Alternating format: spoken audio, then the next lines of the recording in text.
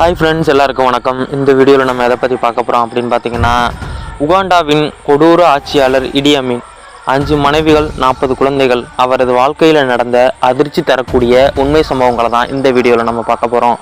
அதுக்கு முன்னாடி நம்மளுடைய சேனலை நீங்கள் சப்ஸ்கிரைப் பண்ணி வச்சுக்கோங்க. இந்த வீடியோவை ஸ்கிப் பண்ணாமல் ஃபுல்லாக பாருங்கள், கொஞ்சம் இன்ட்ரெஸ்டிங்காக இருக்கும். இப்போ வாங்க வீடியோக்குள்ளே போகலாம். 20ஆம் நூற்றாண்டின் மிக கொடூரமான ஆட்சியாளர்களில் ஒருவர் இடி அமீன்.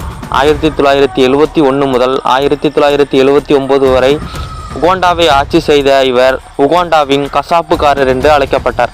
எப்படி ஒரு சாதாரண சமையல்காரர் உகாண்டாவின் சர்வாதிகாரியாக மாறினார், அவரது வாழ்க்கையில் நடந்த அதிர்ச்சி தரும் சம்பவங்களை தான் இந்த வீடியோவில் பார்க்க போகிறோம். 1925 கோபோகோவில் பிறந்த இடி அமீன் தந்தை ஆண்ட்ரியோஸ் நாபையார் மற்றும் மூலிகை மருத்துவரான தாய் அசோஆட்டோ ஆகியோரின் மகன்.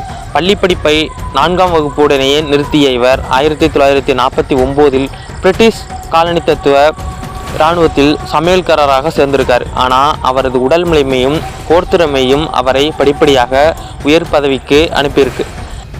பிரிட்டிஷ் இராணுவத்தில் கருப்பின ஆப்பிரிக்க ஒருவர் பெற முடிந்த மிக உயர்ந்த பதவியை இடி அமீன் பெற்றார். 1961 லெப்டினன்ட், 1962 கேப்டன், 1963 மேஜர், 1964 இராணுவ துணை தளபதி என படிப்படியாக உயர்ந்திருக்கார். 1971 இராணுவ சதி மூலம் ஆட்சியை கைப்பற்றிய இடி அமீன் தன்னை உகாண்டாவின் தலைவர் ஆயுதப்படைகளின் தளபதி என அறிவிச்சிருக்கார். அடுத்த சில ஆண்டுகளில் அவர் செய்த கொடூரங்களை உலகையே ஆச்சரியத்தில் ஆழ்த்தியிருக்கு. 1972 நடந்த உகாண்டா படுகொலைகள் வரலாற்றின் கருப்பின பக்கங்களில் ஒன்று. லாங்கோ இனத்தைச் சேர்ந்த ஆயிரக்கணக்கான மக்கள் கொல்லப்பட்டிருக்காங்க.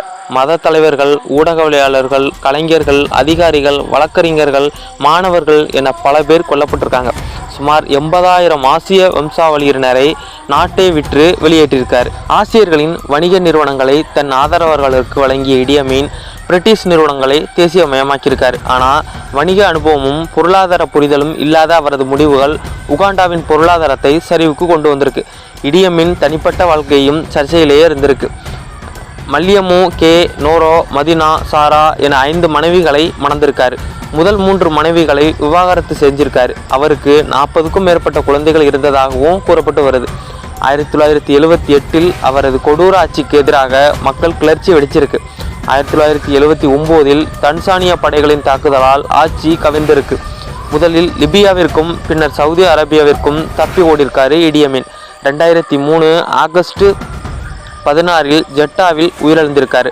இடி அமீன் 8 ஆண்டு ஆட்சி காலம் உகாண்டா மக்களின் மிக கொடூர ஆட்சி காலமாக இருந்திருக்கு. 1 லட்சத்திற்கும் மேற்பட்ட மக்களின் உயிரை பழிவாங்கிய அவரது ஆட்சி உகாண்டாவின் சமூக, பொருளாதார, அரசியல் கட்டமைப்பை சிதைச்சிருக்கு.